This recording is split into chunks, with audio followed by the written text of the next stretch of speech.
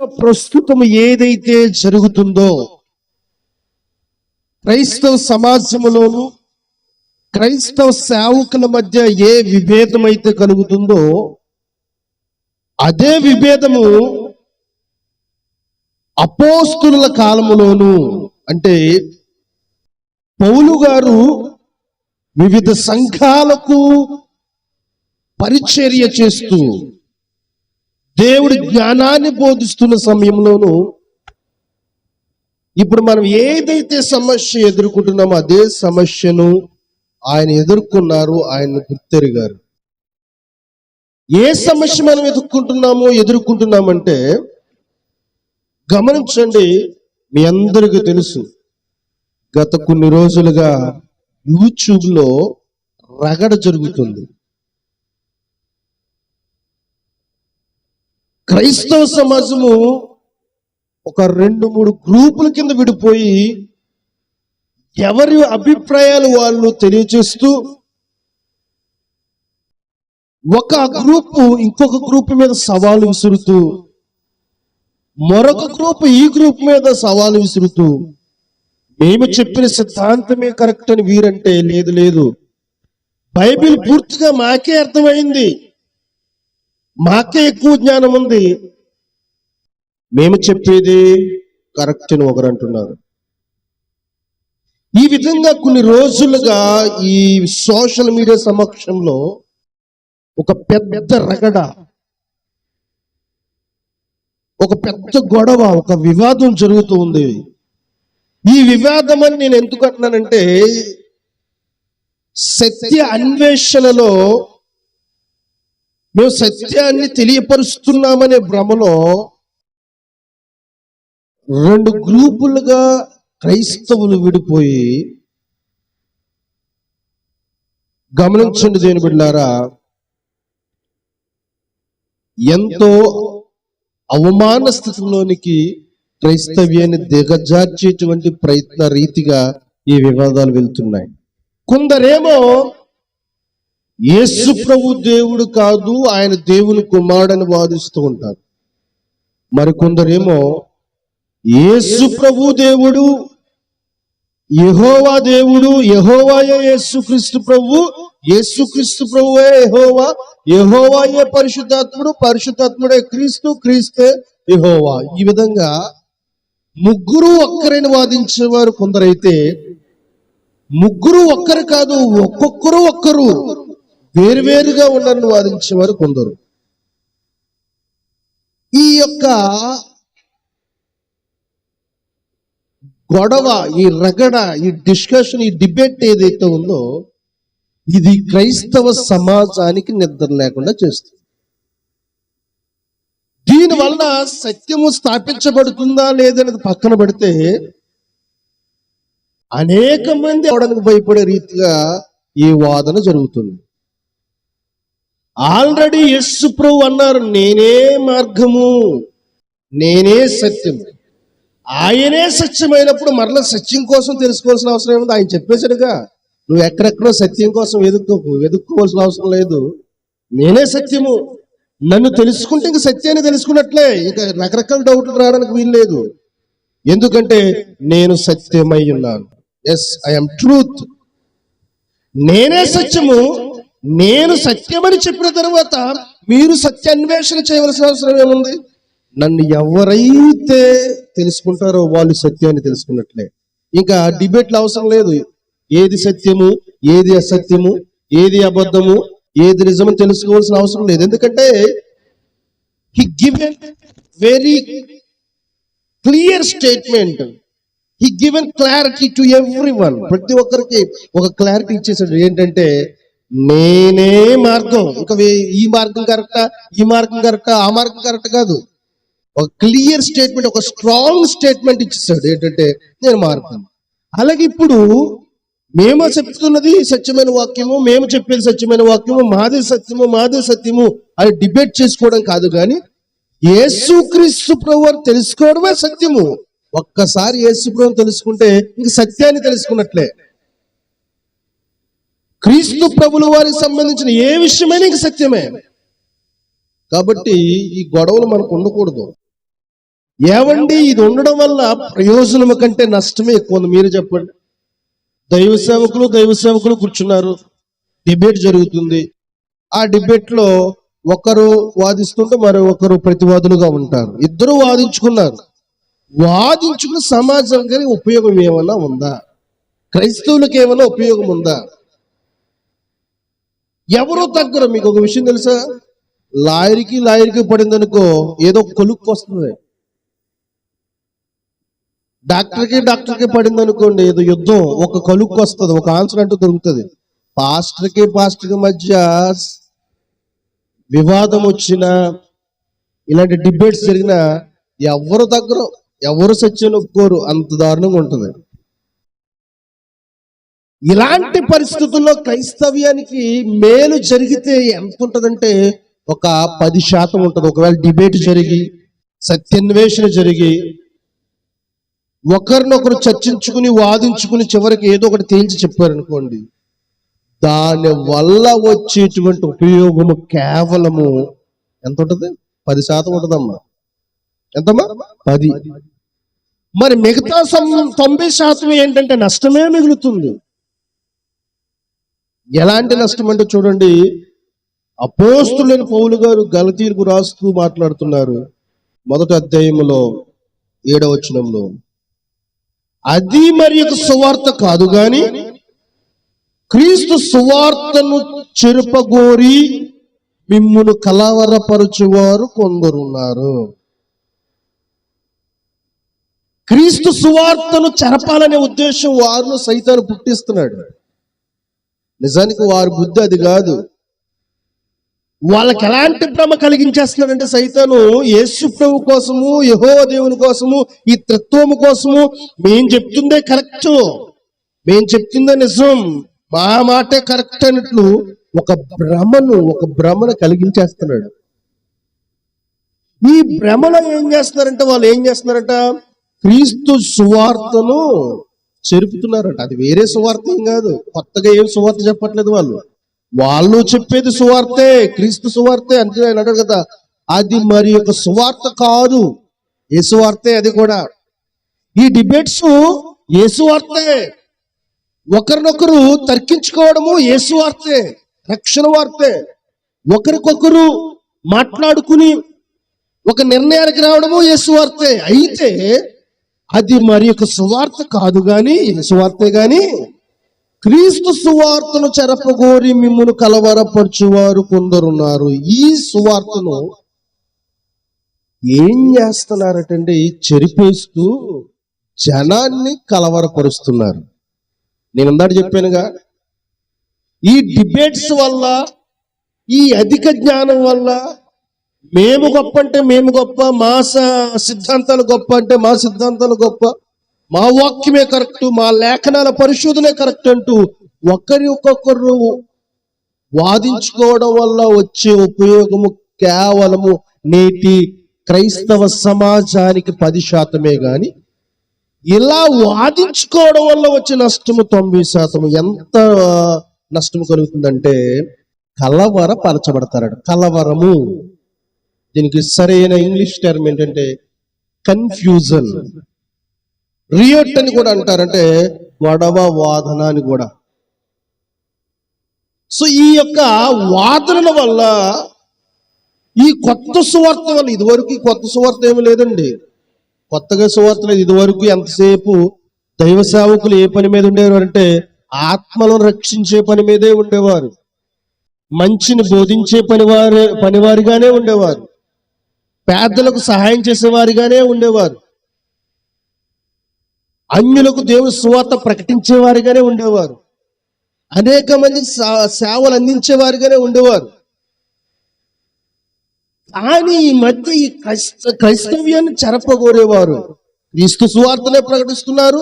అది మరి ఒక సువార్త ఏం కాదు, క్రీస్తు సువార్తనే ప్రకటిస్తున్నారు. కానీ ఈ క్రీస్తు సువార్తను చెరిపేస్తున్నారు, జనంలో కలవరాన్ని రేపిస్తున్నారు. ఈ కలవరం వల్ల ఎంతో విశ్వాసంగా ఉండేవారు సైతము కూడా వాళ్ళు డౌట్లో పడిపోతున్నారు. ఏంటి, నేను క్రీస్తు ప్రభువుని నమ్మితే నరకన పోతాను ఏంటి? యేసు ప్రభువు నిజమైన దేవుడు కాదా అంటే యెహోవా దేవుడు నిజమైన దేవుడా? అంటే ఇప్పుడు నేను యెహోవా సాక్షిగా ఉండాలా? అంటే యెహోవాని ఆరాధించాలా? ఎందుకంటే క్రీస్తు కూడా యెహోవానే ప్రార్థించాడు అంటున్నారు కదా. అంటే యెహోవాయే ముఖ్యమా, అంటే క్రీస్తుని పక్కనెట్టేద్దామని ఆలోచనలకు పోతున్నారు చాలా మంది. గమనించండి. ఆయన అందుకనే ముందుగా రాస్తూ అంటున్నారు గలతీ సంఘంతో, ఓ గలతీ సంఘస్థులారా జాగ్రత్తగా వినండి. ఒక భిన్నమైన సువార్త మీ యొద్దకు వస్తుంది. ఈ భిన్నమైన సువార్త ఏం చేస్తుందంటే చెరుపుతుంది. చెరపడమే కాదు కానీ మీకు కలవరాన్ని కలిగిస్తుంది. కలవరం అంటే చెప్పాను, కలవరం అంటే కన్ఫ్యూజన్. ఏది సత్యమో ఏది అసత్యమో తెలియనటువంటి ఒక సందిగ్ధమైనటువంటి స్థానంలోకి వెళ్ళిపోతారు. ఈనాడు మా యూనివర్సిటీ గొప్ప, మా యూనివర్సిటీ నుంచి పిల్లలు గొప్ప, మా యూనివర్సిటీ వాళ్ళ యొక్క బోధ గొప్ప, మా గురువు గారు చెప్పిన బోధ గొప్ప అని ఒకరు అంటున్నారు. లేదు మా సిద్ధాంతమే గొప్ప, మేము లేఖనాలను పరిశోధించాము, లేఖనాలను పరిశీలించాము, మాకు జ్ఞానం ఉంది, మేము చెప్పింది కరెక్ట్ అంటున్నారు. ఈ యొక్క మధ్యవర్తులు ఏం చేస్తున్నారంటే ఈ వాక్యాన్ని వింటున్నారు, ఆ వాక్యాన్ని వింటున్నారు, ఈ వీడియోస్ చూస్తున్నారు, ఆ వీడియో చూస్తున్నారు. మధ్యలో ఎందుకు పనికిరాని వారికి మారిపోతున్నారు, అజ్ఞానంగా మిగిలిపోతున్నారు.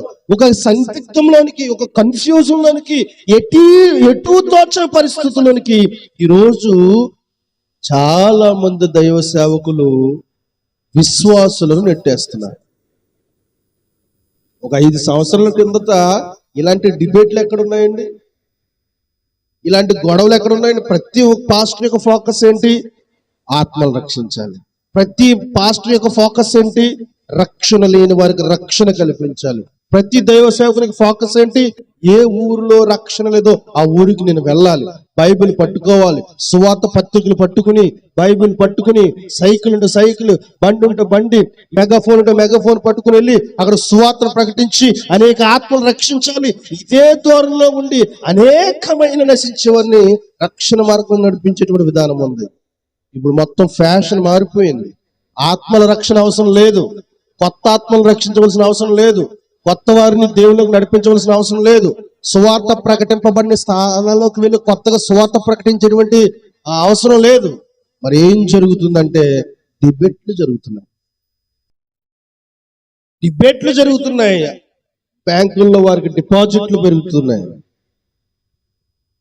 డిబేట్లు జరుగుతున్నాయి, వాగ్దానాలు జరుగుతున్నాయి, ఒకరికొకరు గొడవలు జరుగుతున్నాయి, తర్కలు జరుగుతున్నాయి. కానీ సువార్త పని మాత్రం చాలా ఆగిపోయింది అని చెప్పాలి. ఎవరు వెళ్తున్నారండి? మారుమూల గ్రామాలకు ఎవరు వెళ్తున్నారు? పల్లెటూర్లకు ఎవరు వెళ్తున్నారు? మందిర నిర్మాణాలకు ఎవరు సహాయం చేస్తున్నారు? పత్రికా సేవ ఆగిపోయింది, సువార్త సేవ ఆగిపోయింది. ఇవి ఆగిపోయి యావత్ క్రైస్తవ ప్రపంచం ఒక సందిగ్ధంలో, ఒక కన్ఫ్యూజన్ లో, ఒక డౌట్ లో పడిపోయే విధంగా రకరకాల బోధలు చేసి క్రైస్తవ్యాన్ని చెరుపుతున్నారు. అందుకనే పౌలు గారు అంటారు కదా, గలతీ సంఘస్థులారా వినండి, జాగ్రత్త వినండి, ఇదిగో విభిన్నమైన సువార్తలు మీ ఎత్తుకు వస్తున్నాయి. వాళ్ళు చెప్పేది కూడా క్రీస్తు కొరకే, దేవుని కొరకే. అది మరి ఒక సువార్త ఏం కాదు, కానీ క్రీస్తు సువార్తనే, ఆ సువార్తనే మిక్స్ చేసి, చెరిపేసి, పాడు చేసి మీ అందరిని కన్ఫ్యూజ్ చేసేస్తారు, కలవరపరుస్తారు అని చెప్పేసి ముందే భక్తులైన వారు రాసించారు. దేవుని పిల్లారా, నేను కూడా చెప్తున్నాను, బోధకుడి వైపు చూడకు, నువ్వు పరలోకానికి వెళ్ళలేవు. బోధకుని మాటల వైపు నువ్వు చూడకు, నువ్వు పరలోకానికి వెళ్ళవు. ఎందుకు చెప్పినా, ఏమండి బోధకుల మాట వైపు చూడొద్దు అన్నారు ఏంటంటే, అవును, ఈ బోధకుడు ఒకలా చెప్తాడు, ఆ బోధకుడు ఒకలా చెప్తాడు, వీళ్ళిద్దరు కలిపి నేను కన్ఫ్యూజన్ లో పడేస్తారు. ఈ మినిస్టర్ ఒకలా చెప్తుంది, ఆ మినిస్టర్ ఒకలా చెప్తుంది, వీళ్ళిద్దరు కలిపి నేను కన్ఫ్యూజన్ లో పడేస్తారు. మరి మన చూపు ఎవరి వైపు ఉండాలంటే దేవుని వైపే ఉండాలి. అందుకే నేను పదే ఒక మాట చెప్తుంటాను, don't follow pastor, follow Jesus. Don't be follower of a pastor, be a follower of Christ. ఈ రోజుల్లో నేను పలా సేవకునికి ఫాలోవర్ నండి అంటే పేర్లు ఎత్తడం ఇష్టం లేదు, కానీ తప్పదు చెప్తున్నాను. కొంతమంది అంటారు, నేనేమండి సతీష్ కుమార్ గారిని ఫాలో అవుతూ ఉంటానండి, నేను వాళ్ళ జాన్ వెస్లీ గారిని ఫాలో అవుతూ ఉంటానండి, నేను ఏసన్న గారిని ఫాలో అవుతూ ఉంటానండి, నేను దేవదాసయ్య గారిని ఫాలో అవుతూ ఉంటాను, నేను పల్లా విజయప్రసాద్ రెడ్డి గారిని ఫాలో అవుతుంటాను, నేను పల్లా జేమ్స్ గారిని ఫాలో అవుతూ ఉంటానండి, నేను పల్లా పిడి సుందర్రావు గారిని ఫాలో అవుతూ ఉంటాను. డోంట్ ఫాలో పాస్టర్స్, నువ్వు వెంబడించవలసింది, నువ్వు ఫాలో అవ్వాల్సింది ఎవరిని అంటే దేవాతి దేవుడు మాత్రమే. నిన్ను రక్షించి నీ కొరకు ప్రాణం పెట్టినటువంటి యేసు మాత్రమే నువ్వు ఫాలో అవ్వాలి. You should be follower of Christ. నువ్వు క్రైస్తవుడుగా ఉండి క్రీస్తుని వెంబడించేవాడుగా. ఈ రోజుల్లో ఈ సోషల్ మీడియా వచ్చిన తర్వాత ఫేస్బుక్ లో ఫాలో అవుతున్నాము, ఇన్స్టాలో ఫాలో అవుతున్నాము, ఇలా రకరకాల ఫాలోయింగ్, ట్విట్టర్ లో ఫాలో అవుతున్నాం అని చెప్పేసి మనుషులని ఈ సోషల్ మీడియా ఏం చేసిందంటే దేవుని ఫాలో అవ్వకుండా చేసేసింది, మనుషులను ఫాలో అయ్యేలాగా చేసింది, మనుషులను లైక్ చేసే విధంగా చేసేసింది, దేవుని లైక్ చేసేటువంటి విధానాన్ని ఆప్ చేసింది. గమనించండి, ఒకవేళ నువ్వు గనక దేవుని సేవకుల వైపు చూస్తే, నువ్వు గనక ఈ లోకంలో సేవకుల వైపు చూస్తే, ఆయన నువ్వు వెంబడిస్తే ఒక్కొక్కరు ఒక విధంగా బోధిస్తూ ఉంటారు. ఈ బోధన వల్ల నీలో ఏం రేగుతుందంటే కలవరము రేగుతుంది. పౌలు గారు అన్నారు, ఇదిగో క్రీస్తు సువార్తను చెరపగోరి మిమ్మును కలవరపరచువారు కొందరున్నారు. అవునండి, ఈరోజు చాలా మంది కలవరపడుతున్నారు. నేను బిడ్డలారు మీ అందరూ చెప్పేది ఒకటే, మీరు కలవర పడకండి, కన్ఫ్యూజ్ అవ్వకండి. మీరు కలవర పడకుండా ఉండాలంటే, కన్ఫ్యూజ్ అవ్వకుండా ఉండాలంటే, రియోట్ అవ్వకుండా ఉండాలంటే మీరు మీ దృష్టిని దేవుని ఉపయోగించండి. దేవా నేను నమ్ముకుంటే రక్షణ, దేవా నేను నమ్ముకుంటే రక్షణ, నీ నామములో బాప్తిసం పొందుకుంటే రక్షణ, నిన్ను ప్రార్థించుకుంటే క్షేమము, విశ్వాసాన్ని బలపరుచుకుంటే క్షేమము, పాపం చేయకుండా పరిశుద్ధంగా జీవిస్తే క్షేమము, నువ్వే నాకు ఆ పరలోక ప్రాప్తిని కలుగజేస్తావు, నువ్వే సమస్తానికి ఆధారం అని చెప్పేసి, సమస్తానికి ఆధారమని దేవుని మీద మనం ఆధారపడాలి. గుర్తుపెట్టుకోండి, don't depend upon your pastor, please depend upon God, please follow him, like him, share his words. ఆయన యొక్క వార్తను మీరు షేర్ చేయండి, ఆయన మీరు లైక్ చేయండి, ఆయన మీరు ఫాలో అవ్వండి. ఎప్పుడైతే దేవుని ఫాలో అవుతావో తప్పనిసరిగా దేవుని ఆశీర్వాదాలు పొందుతావు. ఇలాంటి కలవరపరిచేటువంటి బోధలు, కలవరపరిచేటువంటి దైవ సేవకులు, కలవరపరిచేటువంటి డిబేట్లు, కలవరపరిచేటువంటి డిస్కషన్స్ ఎన్ని జరిగినా సరే నువ్వు కలవర పడకుండా విశ్వాస జీవితంలో రాకడకు సిద్ధపడగలవు.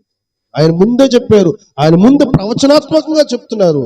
ఆ సంఘంతో పాటు మనల్ని కూడా అడ్వాన్స్ గా హెచ్చరిస్తున్నారు, కలవర పడతావు నువ్వు. ఎందుకంటే క్రీస్తు సువార్తను చెరిపేసి, క్రీస్తు సువార్త అంటే ఎలా జరిగే చెప్పనండి. ఇప్పుడు క్రీస్తు సువార్త చెరిపేశారు. ఎలా చెరిపేశారు తెలుసా? ఒకప్పుడు క్రీస్తు సువార్త క్రీస్తు కొరకే మాట్లాడటము, క్రీస్తులోనికి నడిపించడం. ఇప్పుడు క్రీస్తు సువార్త మానేశారు.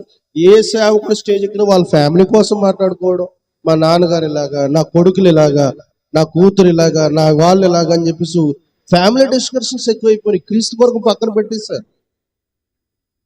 వారి పెళ్లిళ్ళ కొరకు, కుమార్తె ప్రెగ్నెన్సీల కొరకు, లేదంటే కుటుంబంలో జరిగేటువంటి వివాహాది కార్యక్రమాల కొరకు ఇదే డిస్కషన్ తప్ప క్రీస్తు విలువైన సమయాన్ని క్రీస్తు కొరకు మాట్లాడకుండా క్రీస్తు సువార్తను చెరిపేశారు. ఆత్మలు రక్షించడం మానేశారు, సువార్తను ప్రకటించడం మానేశారు, మీటింగ్లు పెట్టడం మానేశారు. ఇవి ఏం చేస్తున్నారు? డిబేట్లు పెడుతున్నారు, డిస్కషన్స్ పెడుతున్నారు, సత్యాన్ని స్థాపిస్తారంట. నువ్వు స్థాపించవలసిన అవసరం లేదు, ఆల్రెడీ దేవుడు సత్యాన్ని స్థాపించాడు. ఆయన అంటే కదా, నేనే సత్యము, నేనే సత్యము. నన్ను తెలుసుకుంటే, నన్ను నమ్ముకుంటే, నన్ను ఫాలో అవుతే, నన్ను వెంబడించి నేనంటే నమ్మకం కలిగి ఉంటే అతను సత్యవంతుడే. ఎందుకంటే సత్యాన్ని వెంబడిస్తున్నాడు. సత్యము నేనే. కొత్తగా సత్యాన్వేషణ చేయవలసిన అవసరం ఏముంది? బైబిలే సత్యము, మళ్ళీ బైబిల్ సత్యమైనటువంటి బైబిల్ నువ్వు ఎలాగా ఎనాలిసిస్ చేస్తావు? గమనించండి దేని బిడ్డారు. కాబట్టి మనము దేవుని పిల్లలుగా ఉన్నాం, దేవుని రాకడ సమయంలో ఉన్నాం. ఎవరు మిమ్మల్ని కలవరపరిచినా కలవర పడకూడదు. ఇది మొదటి ప్రసంగం, కలవరము కోసం ప్రసంగం. మొదటిగా క్రీస్తు సువార్తను గూర్చిన కలవరం కలుగుతుందటండి. ఇంకా మరొక కలవరం ఉంది. ప్రభు ఆ రాకడ ఆలస్యమైతే మరొక మారు రెండవ కలవరం కోసం, అంటే సంఘములో జరిగేటువంటి రెండవ కలవరం కోసం మాట్లాడుకుందాం. దేవుడు మీ అందరూ దీవించును గాక. ఆమేన్.